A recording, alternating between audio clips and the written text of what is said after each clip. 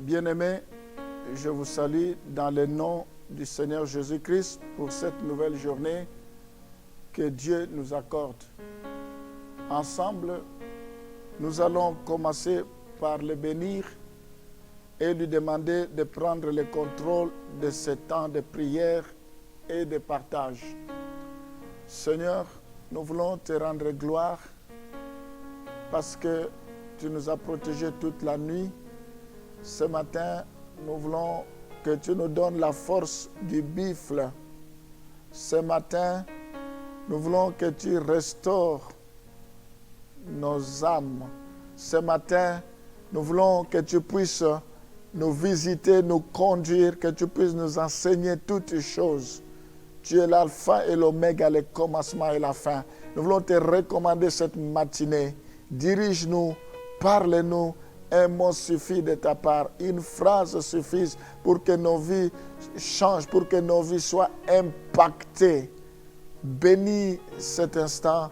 Je demande que tu puisses me remplir de ton onction pour que j'aie des capacités de pouvoir transmettre ce message, de pouvoir communiquer, Seigneur. Fais-moi grâce et je te recommande tous ceux qui me suivent. Que tu les bénisses, que tu les fortifies, que tu les encourages, que tu restaures leur vie. Sois bénis à jamais. Au nom de Jésus, nous avons ainsi prié. Amen. Bien-aimés, que Dieu vous bénisse. Nous allons parler de concubinage. Le concubinage, au sens actuel, le concubinage est l'état d'un homme ou d'une femme qui vivent ensemble sans être légalement mariés. Oui, mes bien-aimés, à la lumière de la parole, une telle association ne correspond pas aux normes bibliques. Conformément à la parole de Dieu, la Bible ne nous encourage pas.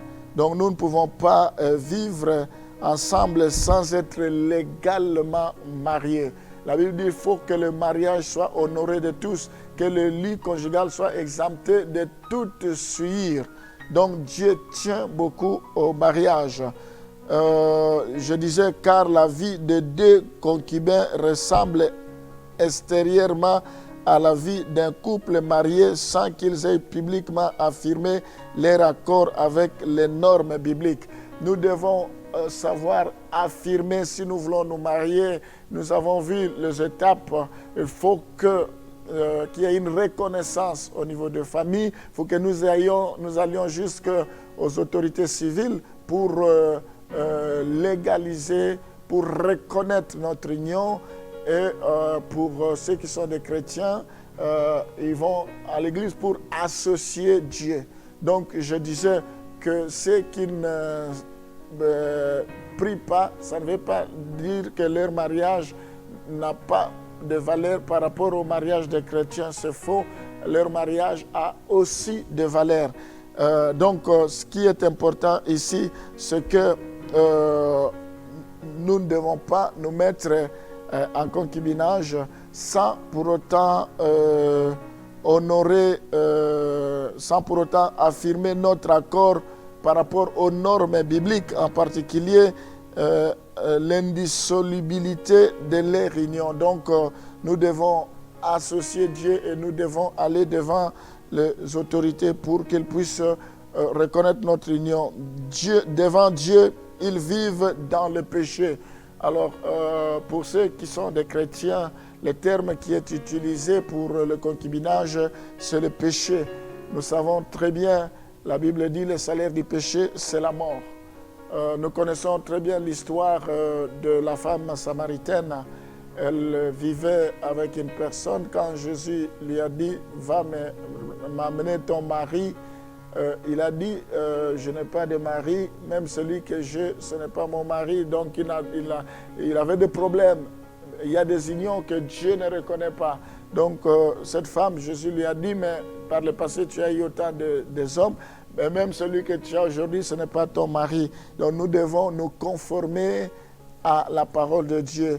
La Bible dit, vaut mieux craindre Dieu qui détruit le corps et l'âme que de craindre les hommes. après avoir dit un mot concernant le concubinage, nous allons évoluer, je vais dire un mot concernant l'adultère. L'adultère est l'état ou l'acte d'une personne mariée qui a des relations sexuelles avec une autre personne consentante, mariée ou non. Vous êtes marié, mais vous entretenez une liaison avec une femme mariée ou non mariée. Et ça s'appelle l'adultère.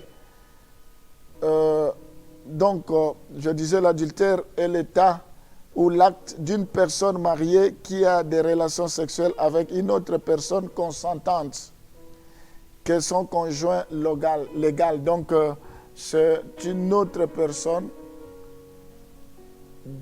différente de ton conjoint, une autre personne qui n'est pas ton conjoint. Et ça s'appelle l'adultère. Nous pouvons voir cela dans Marc chapitre 10, versets 11 à 12. Il leur dit, celui qui répudie sa femme et qui en épouse une autre commet un adultère à son égard. Et si une femme quitte son mari et en épouse un autre, elle commet un adultère. Donc, on va compléter ce passage par Matthieu chapitre 5, le verset 28. Nous ne devons pas divorcer pour le plaisir de divorcer. On doit les résoudre au cas par cas parce que tout le monde n'a pas la même situation. Mais nous devons faire attention parce que la Bible, comme on a eu à le dire, on les parlera, je parlerai des divorces, sous quelles conditions que cela peut être possible. Alors, Matthieu chapitre 5, le verset 28, la Bible dit, « Mais moi, je vous dis que quiconque regarde une femme pour la convoiter a déjà commis un adultère avec elle dans son cœur. » C'est-à-dire, nous voyons la première définition, c'est que quand on va épouser, on va pas épouser, on va laisser son conjoint, on est marié, mais on va prendre une femme qui est mariée ou une femme qui n'est pas mariée, on commet l'adultère. Mais ici, nous voyons même au niveau de la convoitise. Vous êtes marié, mais vous convoitez une autre femme, un autre homme. Rien qu'au niveau des intentions, au niveau des pensées, si vous avez de telles pensées dans votre cœur, vous avez commis d'office l'adultère. Une personne célibataire est coupable d'adultère en acceptant une relation avec une personne mariée. Vous êtes célibataire et vous acceptez une relation avec une personne mariée, d'office, vous êtes adultère. L'adultère est formellement interdit par Dieu. Dieu n'accepte pas l'adultère. Nous allons interroger les Écritures dans Exode, chapitre 20, le verset 14. Exode 20, le verset 14. « Tu ne commettras point d'adultère. » Nous voyons parmi les commandements, parmi les lois de Dieu, il interdit de commettre l'adultère. Nous allons dans Lévitique, chapitre 20, le verset 10. « Si un homme commet un adultère avec une femme mariée, s'il commet un adultère avec la femme de son prochain, l'homme et la femme adultère seront punis de mort. » Nous voyons dans l'Ancien Testament, comme vous le savez, le ministère de Moïse, c'était le ministère de la condamnation, œil pour œil, dent pour dent. C'était la loi, c'était le ministère de la condamnation. Il ne pouvait pas mener à la perfection.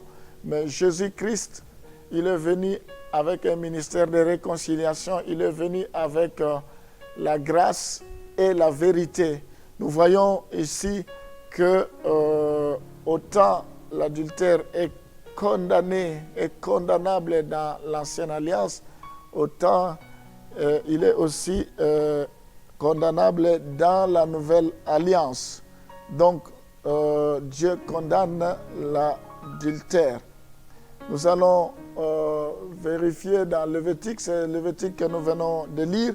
On va dans Matthieu chapitre 5, parce que là on était dans l'Ancienne Alliance. Nous allons aussi voir ce que la Bible nous dit dans la Nouvelle Alliance par rapport à l'adultère. Matthieu chapitre 5, le verset 27. Vous avez appris qu'il a été dit, tu ne commettras point d'adultère. Nous voyons, ça revient aussi dans la Nouvelle Alliance pour que ce que nous disons soit véridique. Il faut qu'il y ait les témoignages de 2 ou 3 personnes. Nous voyons qu'il y a là dans les différents passages de différents témoignages par rapport à ça. L'adultère est un péché qui détruit l'essence même du mariage.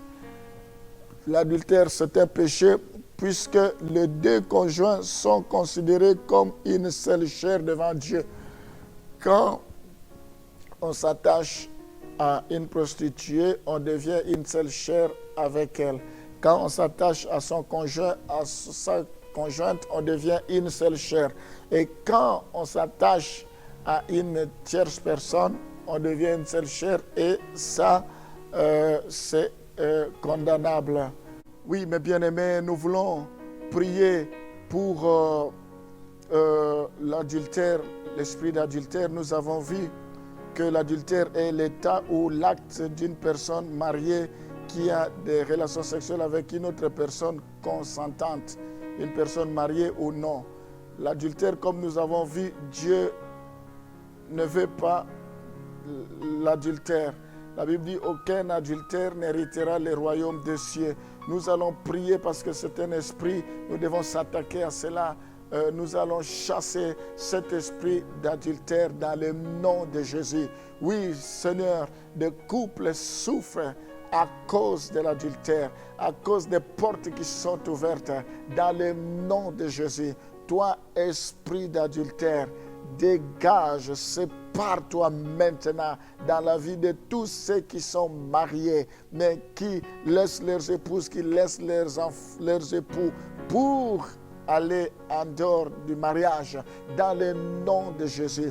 Toi, esprit d'adultère, tu as été vaincu il y a de cela 2000 ans. Oui, Seigneur, comme Christ est mort, il est ressuscité. Il faut que nous puissions mourir à ce qui concerne les œuvres de la chair, la convoitise des yeux, l'orgueil de vie. Les œuvres de la chair, c'est l'adultère et les choses semblables. Au nom de Jésus, oh Seigneur, transforme nos cœurs, les cœurs de tes enfants, transforme leurs yeux, transforme, Seigneur, oh, je prends autorité maintenant. J'ordonne que tes enfants renoncent à cet esprit d'adultère. Au nom de Jésus, que tes enfants puissent marcher dans la crainte, que tu fermes leurs yeux, que leur cœur s'attache à leur épouse, que leur cœur s'attache à leur mari maintenant. Au nom de Jésus, qu'ils soient fidèles, parce que la fidélité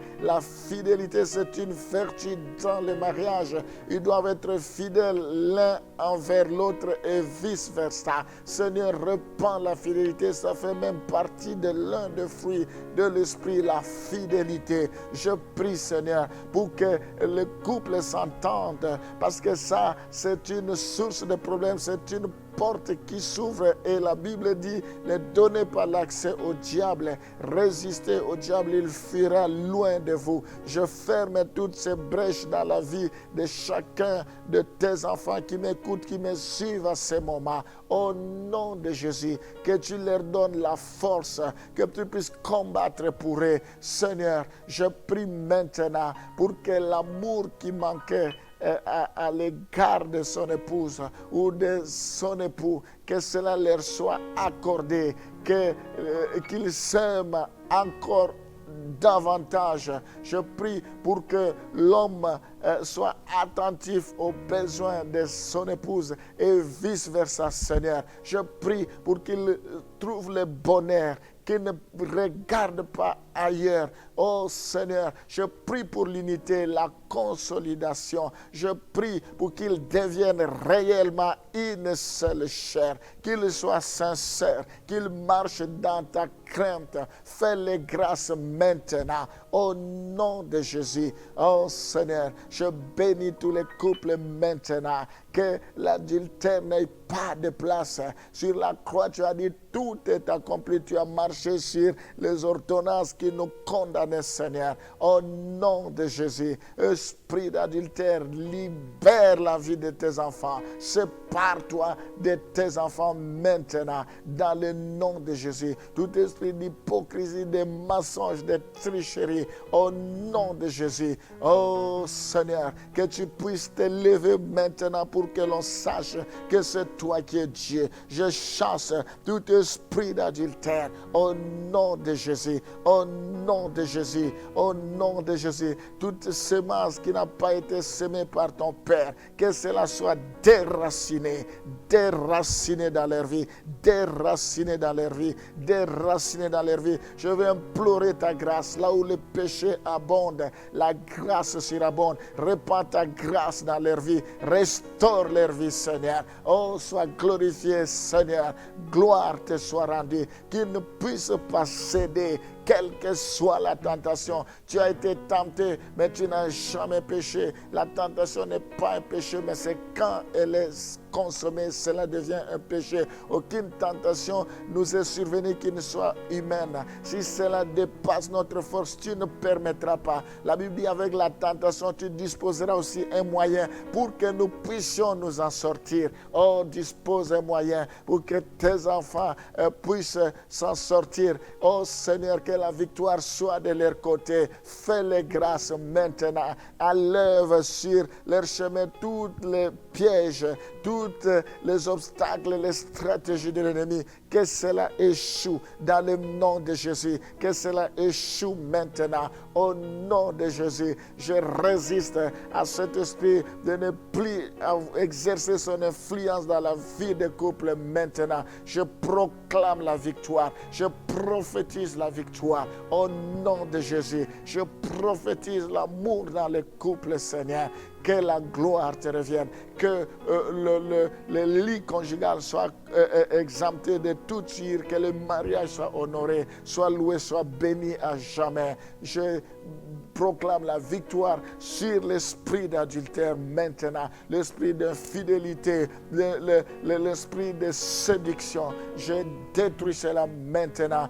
Brise, que tes enfants soient brisés, qu'ils soient modelés, qu'ils soient façonnés, qu'ils soient transformés. Oh Seigneur, merci qu'ils soient des modèles en conduite, en piété, en foi, pour toutes choses. Sois loué à jamais.